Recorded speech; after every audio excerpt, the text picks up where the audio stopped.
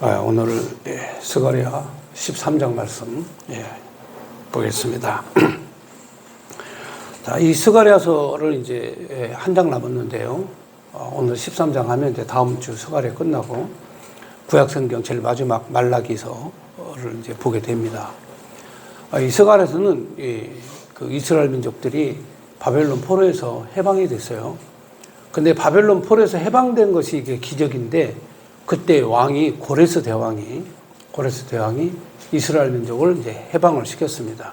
그래서 이스라엘 민족들은 이 고레스 대왕을 포로에서 해방시킨 페르시아의 왕을 아주 그 이스라엘 민족들은 가장 위대한 왕으로 봅니다. 왜 그러냐면 하나님의 뜻에 따라서 이스라엘 민족을 해방시켰다.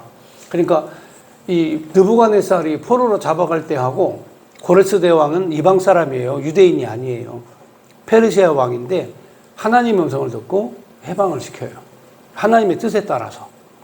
그리고 이사야 선지자는 이 고레스 대왕에 대한 얘기를 해요.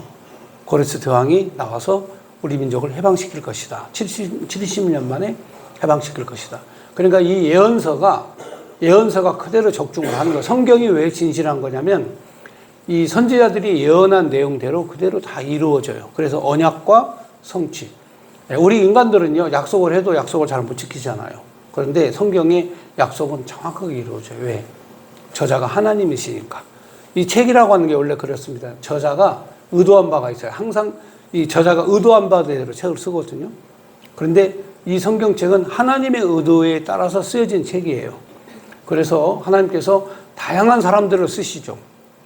모세 같은 사람도 쓰시고, 그렇죠? 하나님 다윗 같은 분도 쓰시고, 오늘 스가랴, 이사야, 예레미야, 엘리야, 엘리사, 하나님께서 쓰시는 다양한 사무엘 선지자나 또 수많은 사람들을 다 하나님께서 쓰시지만, 성경책에 이름이 기록되어진 모든 선지자의 이름들은 다 하나님의 뜻을 밝히는 거예요.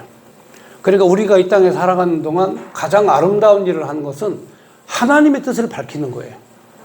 그게 가장 아름다운 거죠. 그래서 주의 종들은 일평생에 다른 거 하지 않고 오직 하나님의 뜻을 밝히는 일에 살기로 다짐했을 때, 이때 우리가 주의 사역을 하는 거죠. 주의 일이라는 게 다른 게 아니에요. 아버지의 뜻을 밝히면 그게 주의 일이 되는 거예요. 자, 그러면 그 반대로 하나님의 일을 망치는 자들이 있죠. 하나님의 일을 망치는 자들은 누구냐면 하나님의 뜻을 거스리는 거예요. 하나님의 뜻은 바로 뭐냐면, 하나님은 사랑이시다 그랬죠. 하나님은 사랑이시다. 그러니까 같은 민족끼리 서로 사랑하면서 살면 그게 가장 위대한 국가가 되는 거예요. 같은 민족이 서로 사랑하면서, 서로를 돌보면서, 서로를 지켜주면서. 그런데 우리나라는 지금 그렇지 않아요. 서로를 지켜주려고 하지 않고 서로를 사랑하려고 하지를 않아요. 그게 문제예요. 요즘에 젊은 청년들이 아무 생각 없이 살다가 이 보수적 그런 가치관을 깨닫게 됐어요. 보수의 가치관이라는 게 뭐냐? 바로 이 두려움과 억압과 그리고 이 폭력에 저항하는 거. 폭력에 저항하는 것이 바로 자유를 지키는 거다. 이렇게 생각을 한 거죠. 지금 현재 젊은이들이 이 두려움 속에 약간의 겁을 내고 있어요. 그 뭐냐면 국회의원 192석 가지고 있는 이 야당이 폭력적으로 이 탄핵을 하죠. 탄핵이라고 하는 것은요, 최후의 수단이에요. 가장 엄중하고 가장 중하게. 우리 대한민국 역사상 국회에서 탄핵한 적은 별로 없어요.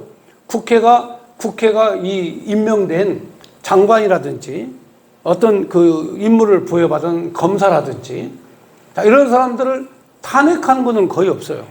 그런데 이번에 이 국회는 무려 29명이나 탄핵을 했어요. 그러니까 쉽게 말하면은, 그렇죠, 독재죠, 독재. 국민의 뜻과 그런 의견을 존중하지 않고 자기가 생각한 건 무조건 자기를 반대한다든가 자기를 수사한다든가, 그러면 무조건 탄핵을 시키는, 이게 바로 폭력이죠. 서로를 존중하지 않고 사랑하지 않는 이제 이런 행동을 하는 거죠. 그러니까 젊은 청년들이 이거 봐라. 아니 거대한 야당의 힘으로 무려 29번이나 이 탄핵을 하는, 예, 탄핵을 하는.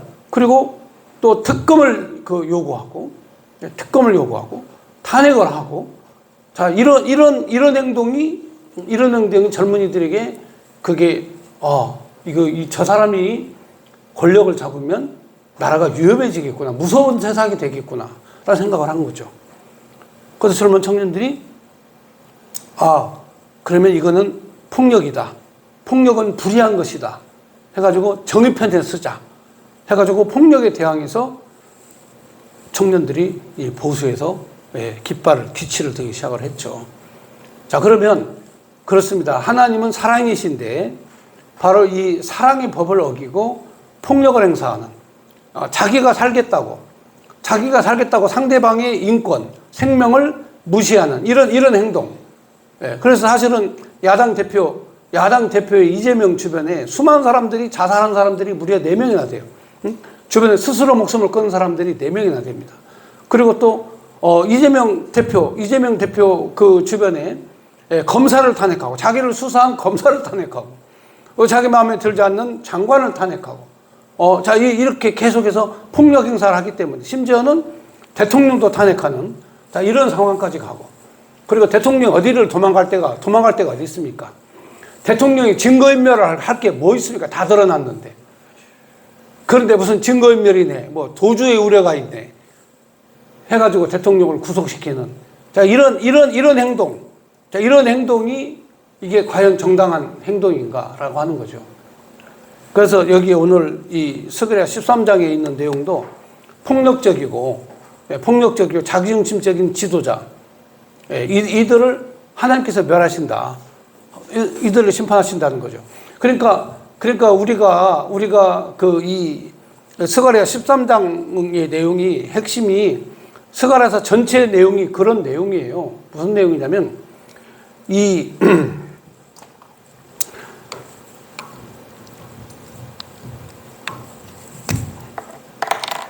자, 이스라엘 민족들이 예수님 오시기 606년 이 느부갓네살에 의해서 이 예루살렘 성전이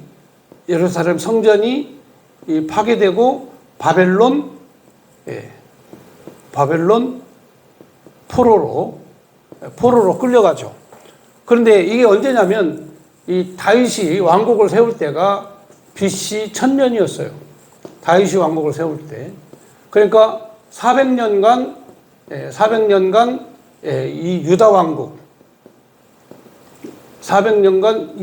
왕국이 존속하고 있다가 606년 바벨론 느부갓네살에 의해서 나라의 국권이 뺏기게 되죠. 그리고 다 포로로 끌려갑니다.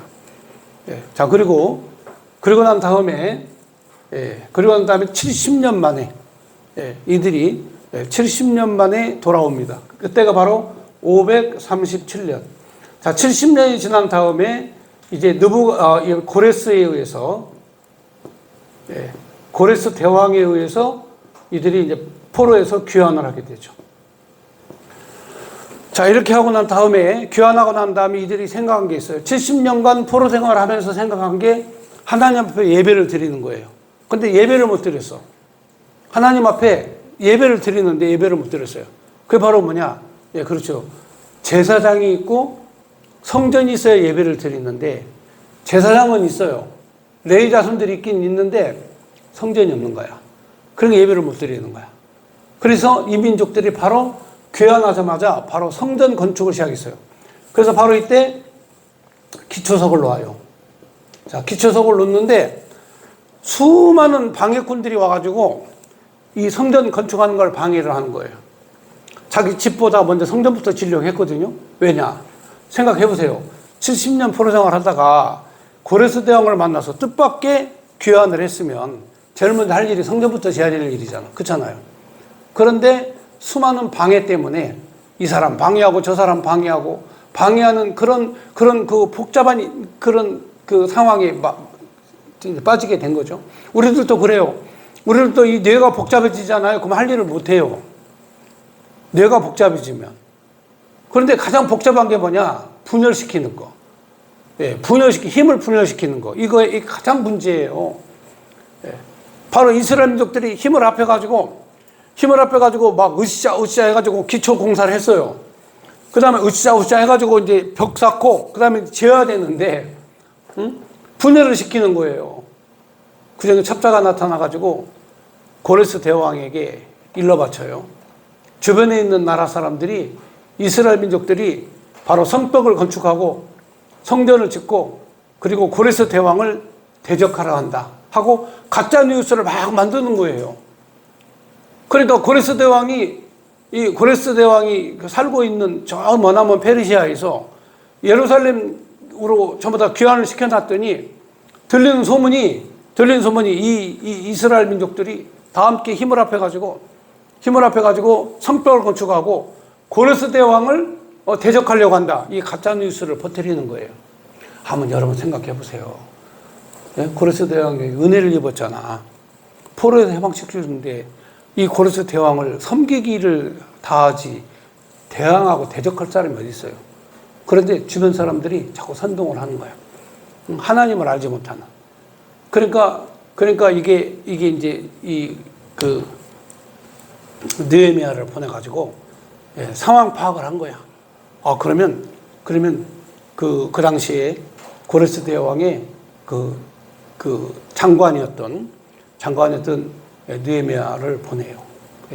그래서 보내가지고 확인을 해라. 해가지고 다 내용을 또 보고를 올려요. 가짜 뉴스였다. 가장 중요한 문제가 뭐냐면 분열시키는 거 있죠. 이게 가장 큰 문제예요. 지금 여러분 한번 생각해 보세요. 지금 현재 상태가 정상적 상태입니까? 우리나라가? 대통령이 감옥에 가 있는 상태가 정상이라고 보세요?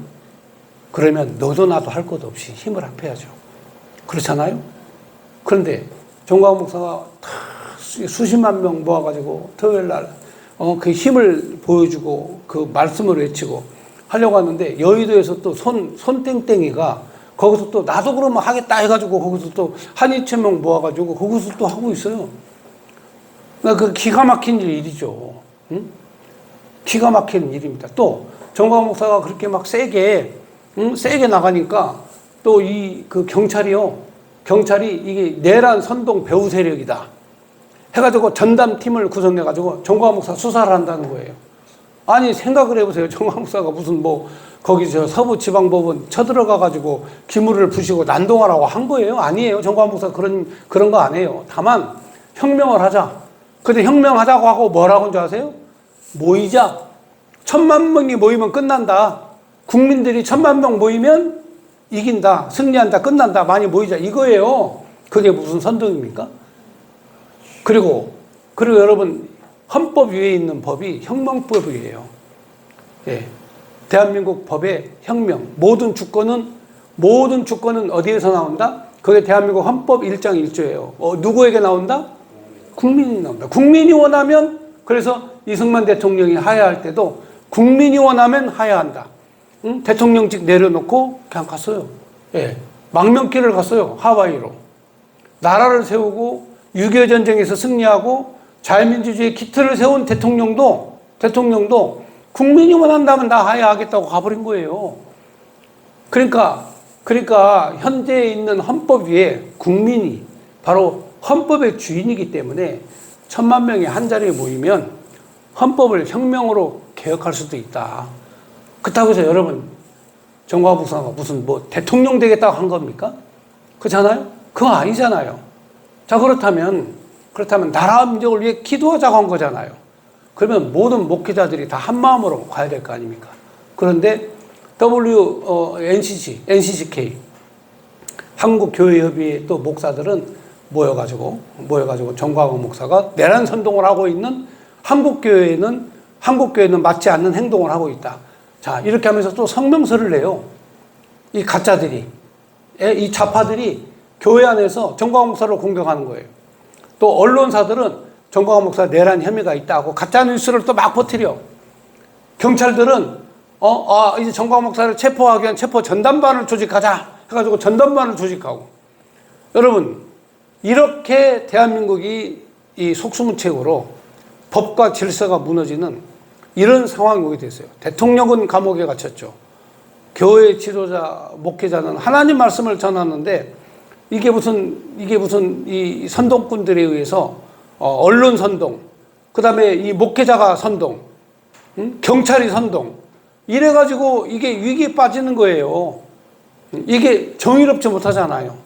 그렇지 않습니까? 그러면 하나님께서 봤을 때 성전을 건축하고 하나님께 예배를 드려야 되는데 이 가짜들에 의해서 계속 분열이 되고 가짜들에 의해서 성전 건축을 못하니까 하나님께서 이 스가랴에게 이 예언의 영을 주셨어요. 계시를 주셨어. 그래서 스가랴서는요, 스가랴서 1장에서부터 6장까지는 완전히 이게 계시록하고 똑같은 계시예요. 계시록 같은 그러한 영성 있는 그런 내용의 말씀드리고, 그 다음에 이제 그 7장부터 14장까지는 그 당시에 성전 건축에 대해서 이제 미비된 사항. 다시 말하면은 이 스가랴가 예언할 때가 520년부터 482년까지 22년 동안 스가랴가 예언을 했는데, 이 스가랴서의 예언의 핵심이 뭐냐? 바로 성전 재건이에요. 그러니까 소선지서의 대부분들은 성전을 건축하라, 성전을 지어라, 성전을 회복해라, 다 그런 내용들이거든요. 그러니까 가장 중요한 게 뭐냐면 성전 중심. 자, 성전 중심. 성전을 지어라 이거죠. 왜 성전을 짓지 못하냐는 거죠. 바로 가짜들 때문에 못 짓는다는, 가짜들 때문에.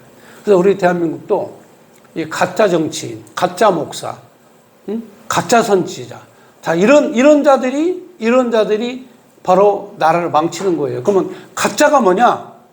가짜는 딱 한 가지 기준이에요. 하나님과 함께 있으면 진짜고, 하나님과 함께 하지 않으면 가짜예요. 네. 우리 신앙과 믿음도 하나님이 있으면 진짜야. 근데 하나님이 없으면 그게 가짜가 되는 거예요. 그러니까 가짜가 바로 하는 행동이 뭐냐? 특징이 뭐냐? 자기중심. 네. 자기중심적으로 사는 사람은 다 가짜예요. 정치인들도 자기중심, 가짜예요. 저는 요즘에 정광훈 목사가 요즘에 2019년 10월 3일보다 더 많은 숫자가 모였거든요. 요즘에 앞으로 갈수록 더 많이 모입니다. 더 많은 숫자가 모이는데 왜 그럴까 하고 생각했더니 정광훈 목사는 나는 감옥에 가도 좋다라고 말을 하기 때문에 그래요. 이번에 미국 갔다 취임식 트럼프 취임식 갔다가 오면서 한 얘기가 바로 나는 가도 좋다 이거예요. 감옥 가면 더 좋다 이거예요. 왜? 정광훈 목사는 알기 때문에 그래요. 자기가 감옥에 끌려가고 체포되잖아요. 그러면 애국 시민들이 더 많이 모여. 윤석열 대통령이 구속돼가지고 감옥에 가니까 정신 차리고 더 많이 모였죠. 여러분, 정광훈 목사가 만약에 감옥에 가잖아요. 여러분, 광화문에요, 엄청나게 많은 인파들이 모여서 똑같이 할 거예요. 자, 그러면 여러분들 한번 생각해 보세요. 그걸 알아. 그러니까 자기가 희생할 줄 아는 거죠. 왜? 누구 중심이니까. 자기 욕망만 생각하면 감옥 안 가죠. 그렇잖아요? 근데 나는 희생하기도 하고 깜빵 3번이나 갔다 왔잖아. 예. 3번이나. 그 아무나 가는 게 아니에요. 손인부 목사 깜빵 가겠어요? 그 사람은 안 가요. 왜? 욕망이니까. 자기 욕망, 자기 성공, 자기 욕망으로 지금 하고 있는 거니까 깜빵 갈 생각 없어요. 추워도 없어요. 정광훈 목사님, 나를 체포해라. 이거죠. 그러니까 지도자는 자기 희생과 헌신을 통해서 이 역사를 이루는 거예요. 어떤 방해가 있든지, 어떤 어려움이 있든지, 자기 희생과 자기 헌신으로. 그래서 스가랴서의 내용은 바로 이 가짜 있죠, 가짜. 가짜들에 대해서 하나님께서 어떻게 하실 것인가에 대한 경고의 말씀이에요. 그래서 성전을 짓지 못하는 것은 가짜들 때문에 못 짓는다 이거예요. 그래서 성전 건축이 12년, 13년 동안 중단이 됐어요. 중단이 되고 스가랴가 외치면서, 하박국 선지자가 외치면서, 소선지서들이 나오미 외치면서, 이런 선지자들이 외치면서 성전 건축을 재개하게 된 거죠. 그래서 성전을 느헤미야 성전을 완성을 하는 거죠. 그래서 성전제사, 성전 중심. 자, 이 제사를 지내는 거죠. 자, 근데 여러분 역사적으로 아셔야 돼요. 이거는, 이 성전은, 솔로몬이 지은, 솔로몬의 성전과, 자, 솔로몬 성전과 느헤미야가 지은 재건된 성전. 자, 이거는 전부 다 결국은, AD 70년, 로마에 의해서 전부 다 파괴가 되죠. 자, 전부 다 파괴가 됩니다. 성전이 다 파괴돼요. 예수님 오셨으니까 돌 위에도 돌 하나 남지 않게 다 무너질 것이라고 했잖아요. 예수님이 성전이 무너질 것이라고 마태복음 24장 예언을 하셨어요. 그래서 그 예언대로 로마에 의해서 성전이 완전히 파괴돼요.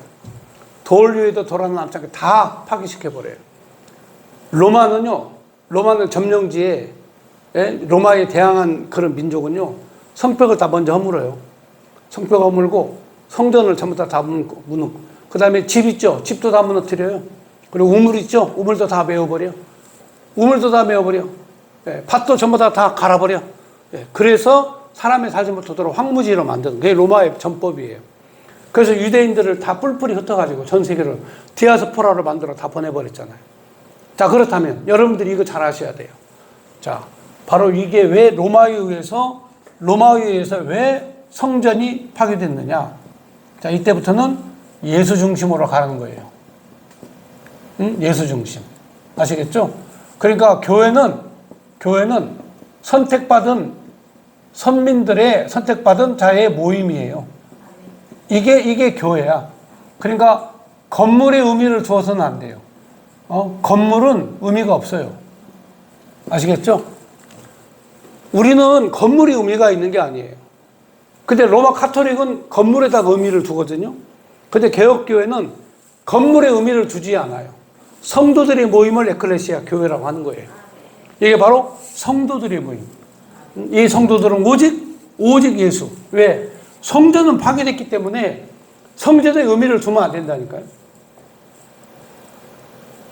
아무 소용없어요. 우리가 1000명이든 2000명이든 교인들이 모이잖아요. 그럼 모일 장소는 필요해. 모일 장소는 필요하지만, 그러나 건물의 의미를 부여해서는 안 되는 거예요. 그렇지만 예수님이 오실 때까지는 성전 중심의 예외가 필요하기 때문에, 그래서 나중에 이제 말라기서를 보면은 이제는 이 성전이 필요가 없다. 나중에는 성전 무너뜨릴 자가 나왔으면 좋겠다. 이제 성전은 의미가 없다. 나중에 말라기 선지자가 예언을 하는 거죠. 자, 그렇다면 오늘 우리가 이렇게 이 하나님을 거역한 목자들에 대해서 하나님 어떻게 하실 건가? 자, 스가랴 13장 1절 말씀 보면, 그날에 죄와 더러움을 씻는 셈이 다윗의 족속과 예루살렘 주민을 위하여 열리리라. 그러니까 그날이 되면 죄와 더러움을 씻는 샘물이 다윗 족속과 예루살렘 주민을 위해서 열릴 것이다. 선택된 유다 자손과 예루살렘 주민을 위해서 바로 샘물이, 깨끗한 샘물이 열릴 것이다. 만군의 여호와가 말하노라. 그날에 내가 우상의 이름을 이 땅에서 끊어 기억도 되지 못하게 할 것은 거짓 선지자, 더러운 귀신 이 땅에 떠나게 할 것이라. 거짓 선자와 더러운 귀신들이 바글바글거리는 그런 예루살렘이 되었었다. 사람이 아직도 예언할 것 같으면, 사람이 예언하는데 가짜 예언입니다. 낳은 부모가 그에게 이르기를 내가 여호와 이름을 빙자하여 거짓말을 하니 살지 못하리라 하고, 낳은 부모가 그가 예언할 때 칼로 그를 찌르리라. 그날의 선자들이 예언할 때, 이 가짜 예언이죠. 그날 선자들이 예언할 때 그 환상을 갖기 부끄러워할 것이며 사람을 속이려고 털옷도 입지 아니할 것이며. 그러니까 선지자들이 사람을 속이려고 교묘하게, 간교하게 행동한다. 교묘하고 간교하게 행동한다 이거죠. 자, 그러면서 말하기를 나는 선지자가 아니요 나는 농부라. 내가 어려서부터 사람의 종이 되었노라 할 것이요. 자기가 불리하면 나는 선지자가 아니고 농부다.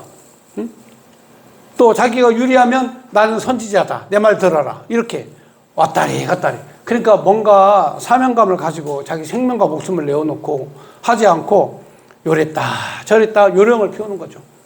그러니까 가짜 선지자의 특징이 바르면 요령 피우는 거야. 요령 피우는 거. 그냥 하나님 그냥 살든지 죽이든지 주님 하십시오. 이렇게 나가야 되는데 요래저래 살려고 요령 피우는 거죠. 그러니까 제가 요즘에 그런 꼴을 보니까 속이 상해요. 응?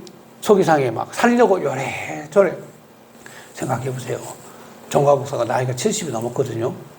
호적은 좀 몇 년 좀 짧게 됐는데, 그래도 호적은 54년생인가 돼도, 나이가 좀 먹었어요. 근데 또 몸도 아파요. 그리고 그렇게 외치고 할 날이 많지 않아요. 나이가 80 되면요, 기력이 쇠해져요. 그럼 젊은 청년들이 나라와 민족을 위해서 이런 일꾼들을 양성을 해야 될 거 아니에요?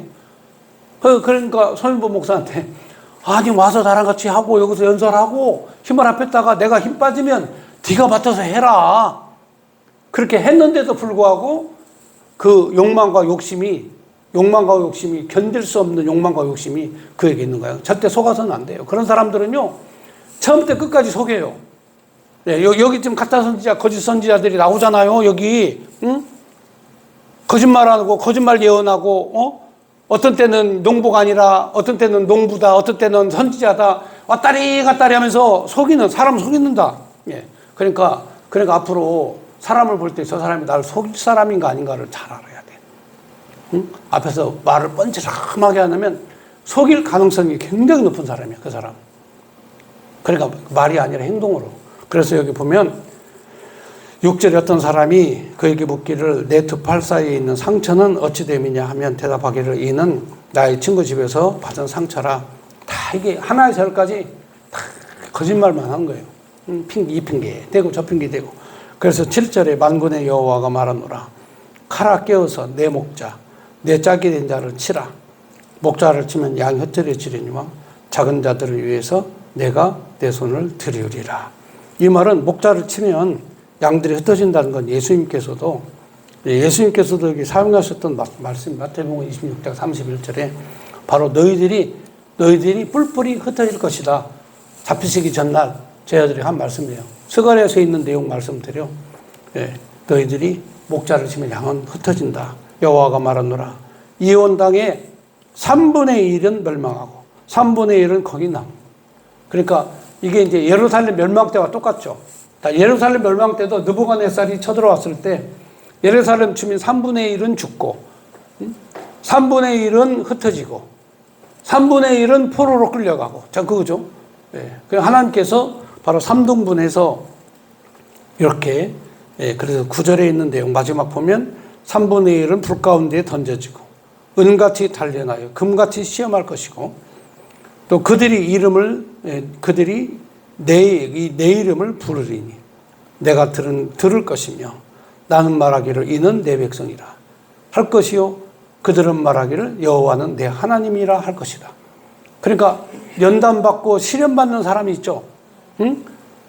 은같이 연단받고 금처럼 연단받고 시험받는 사람은 결국은 그들은 내 백성이고 그들은 나를 하나님이라 부를 것이다. 그러니까 연단과 시련받는 걸 두려워서는 안 돼. 응? 시험과 연단을 두려워하지 말자 이거죠. 연단받고 시험받는 거를 우리는 두려워해서는 안 된다. 응? 이게 스가랴서의 내용의 예언의 말씀입니다. 자, 이제 다음 주는 이제 마지막 14장이고요. 오늘 이 말씀 여기까지.